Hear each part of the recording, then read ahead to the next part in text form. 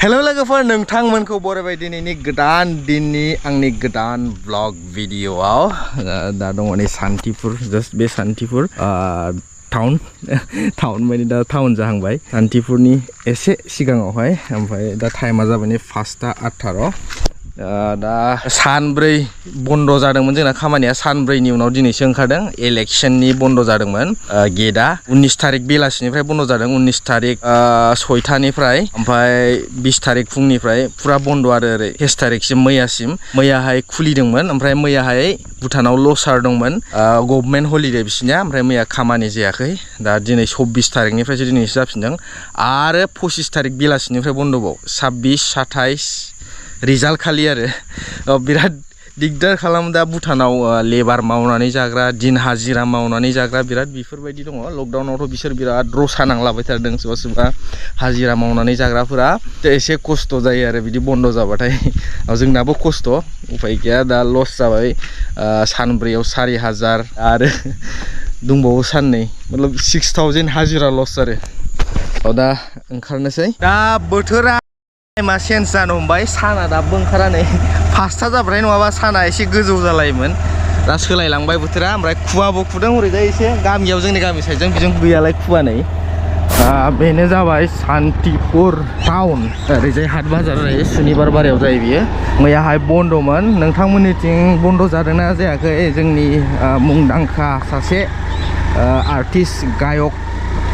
जुबिन गार्ग बिथांनि मैया लास्ट सावनाय दिनमोन बेनि थाखायनो मैया जोंनि सान्तिपुरावबो बन्द जादों आरो ओमफ्राय नोंथांमोननिथिं जादोंना जायाखै कमेन्टआव खोन्था दे जोंनिथिं बाहाय सान्तिपुराव जादों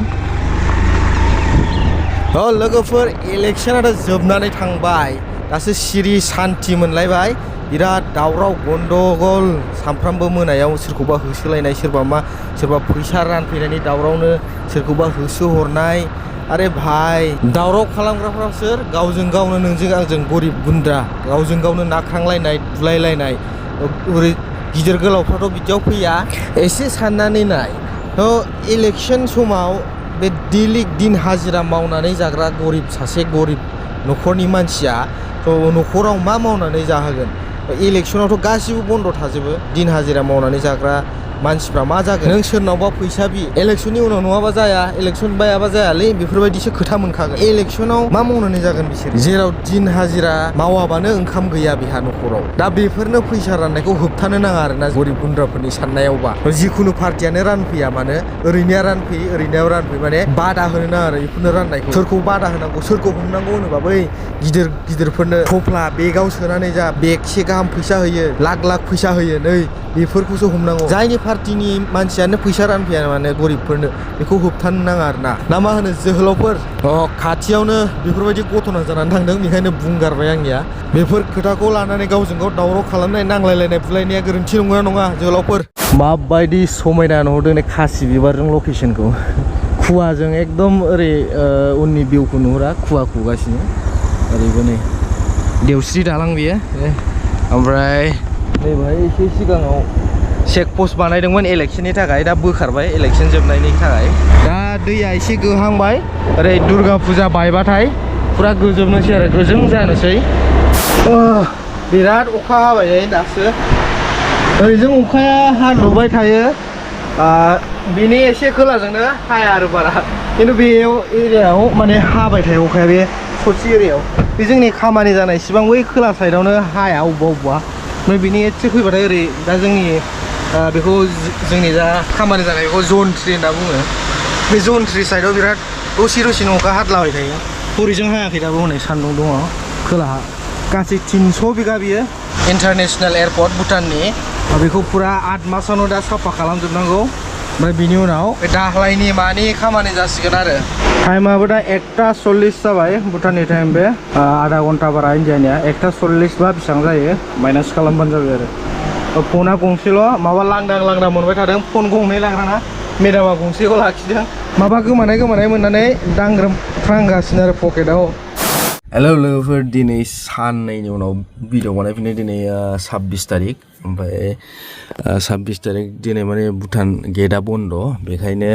न'आव थाङाखै गारियावनो थालांदों रुमाव उन्दुनो जायगा गैयिखाय माने गोदान बिराद बुरजा द्राइभार फैदों ओरै बेंगलनिफ्राय ओमफ्राय रुमा जायगा थोआखिसै उन्दुनो बेखायनो गारियाव उन्दुबाय जोङो जोंनि पार्टिया जों साब्रै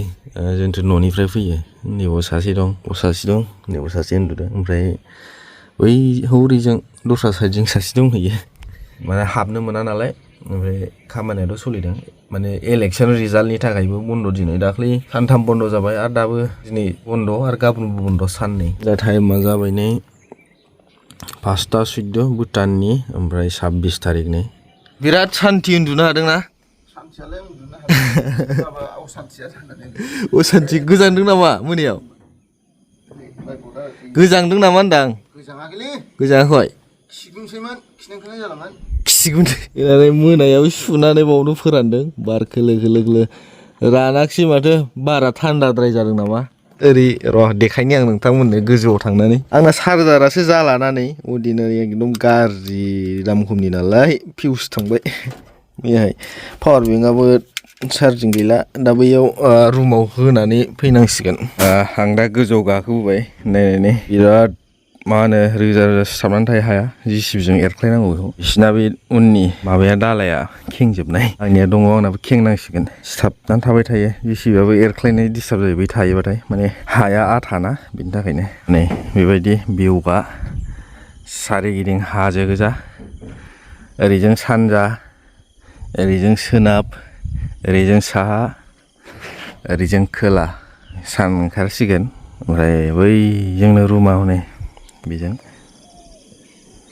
नैबेनो रुमफोरा ओमफ्राय बावनो ओंखामबो जाहैनांगौ बावनो नै पार्किं बियो ओमफ्राय ओरैबो मेल्ला गोदान फैनाय दं गारिनि बावनो थाजोबो आरो गारिफोरा ओमफ्राय बैजों बियार फेक्ट्रि दङ नै बे भुटान बियार बानायग्रा दे बियो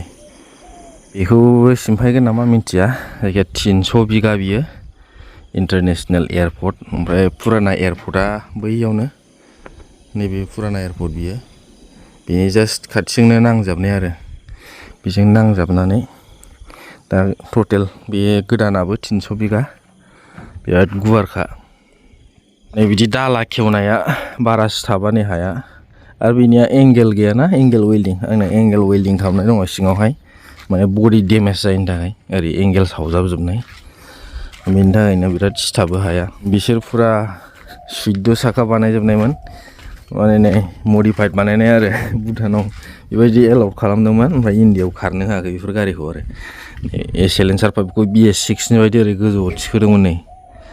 माने बाहाय साखा बहायदोंमोन आरो 14 साखा अभारलडनि थाखाय ओमफ्राय थिंखियाबो नै मडिफाइड फिसा बानायबाय बे आंनिया मडिफाइड नङा बेयो मडिफाइड नै सिलेन्सार पाइपआ ओरैसो थायोना BS3 गारिना बियो ओमफ्राय दा हास'नानै ओरै केटलिक कनभार्टार थायोना बे BS6आव बेबायदि मडेल बानायना होदों आरो ओरै अभारलडनि थाखाय माने बाहाय साखा दंमोन साखाखौ खेंनानै दोनजोब्बाय बैयावनो खाथियावनो दोनदों साखायाबो बांसिन बेबायदि मडिफाइड बानायजोबनाय गारिया माने 14 साखा बानायदोंमोन आरो बेलाय नै बेफोरनोमोन साखाया नै गासिबो खेंनानै दोनजोब्बाय ओमफ्राय आंनिया 14 साखा नङामोन बानायाखैमोन आंना बिदिनोखा नै अरिजिनेलैनो दङ बे अरिजिनेल टेंकि अरिजिनेल एगजस्ट गासिबो अरिजिनेलैनो दंजोबो जोंना दा खामानिया ओरै सोलिगासिनो बे हाग्राखौ फुरा डाम्पिं क्लिनिं खालामगासिनो क्लिनिं खालामनानै आवगोलाव डाम्पिं खालामदों ओरै साइडना आलदा ओरै साइडना आलदा ओरै साइडना आलदा गावबा गाव खामानि मावगासिनो आरो दा आलदा आलदानो कुलेन हरा नालाय दैखौनो सोबाय एकदम आयरन गोजा दैया उल्था जाफिनलायबाय मबाइलफ्राबो दङ दंनायालाय 2518C 6x4 दे बेयो नै BS3 फ्राबो गोदानै दंजोबो 2019नि बे गारिया भुटानाव बांसिन बे इउरिया गोनां गारि फैयाखै दाबो इउरिया गैजाबा आरो बिसोरो भुटान रेजिस्ट्रेसन गारिया जेसेबां दङ बांसिन इउरिया गैयै गोजा गंसे ना गंनैल' दं दां इउरिया गोनाङा भारत बेन्स दानि BS6 बे भारत बेन्सनि गोजाङाखै मोनायाव मा उनलाय खोरांलाय बेरे फुंजानि आखायानो बेना माबा थौसि बायदि उनो नै फुङावनो बेरे फुंजानि हाबाब आंना थाम्फै हाबदोंरा मोनायाव दस्रानाव अराबाबो आंनाव अरथारो थाम्फैया ओंखायनो मुस्रि लाबोदोंमोन आं खोङाखिसै बानानै रावनावबो अराबाबो आंनाव अरथारो बेरायनोसै हाफपेन्ट गाननानै लंपेन्ट गानलांखानोसै होमबालाय माथो नैबे मान गारि नै मान फुराना मडेला बन्द जाबाय इन्डियायाव बियो 100 बिटारफ्रा नै गोदान गोजा गासिबो गंबैसो दङ फुल एसि कबेलको बियो ओमफ्राय माखासे सानिनि दं भुटानाव बांसिन सानिनि बायो सानि कम्पानिनि कबेलको दं सानि ओमफ्राय हियुन्डाइनिबो दङ ओमफ्राय टाटा हाइटेक गंनैसो दङ टाटाखौ बांसिन लाया माने बांद्राय मोजां नङा ना मा होनो अपारेटरफ्राबो बुङो खम आरो टाटा हाइटेकआ कबेलकोआनो बांसिन डाम्पिं पइन्ट बेबो ओमफ्राय बिदिनो फोसाबलांगासिनो आरो गोजौ गाहायखौ एकदम समान जाजोबनांगौ बियो दिनैथ' इलेक्सन रिजाल्टलै सोर देरहागोन बायदि इलेक्सन रिजाल्टआ देरहानाया इलेक्सनखौ बुंनो हालालै जोङो जायखि देरहादो नांजालालै इलेक्सन जानानै माथो जोंना 6000सो लस जाबायना हाजिराया ओरैनो बेखार जाबायना बेखार जाबाय सानब्रै मानि एबसेन्ट थानांबाय जोंहा भट हैनानै दिनैबो आरो रिजाल्ट खोनासंनो होनायालाय होदोंमोन मबेबा मोनसेयाव होदों भटआलाय ओमफ्राय सोर देरहागोनथाय मिथिया दा रिजाल्ट फैग्रोथोंसै ना जायखिया देरहाबानो बम गावनांगौ आरोखि बर'नि मोननैनि बिथोराव मोनसे देरहागोनथ' बर'आनो देरहागोनथ' ओंखायनो बमखौ गावलादों जोंहा गावनो मोनला गावग्राफ्रा गावसिगोन जोंहालाय सिङावनो जेल खानायाव दङ बबे कन्ट्रेक्ट जाबावनोसै होमबा गोसो सिङाव बम गावबाय थानोसै दुम दुम देरहाबानो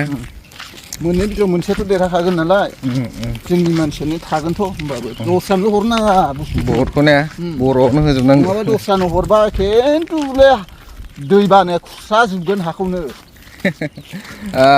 जोङो दा नै ओरै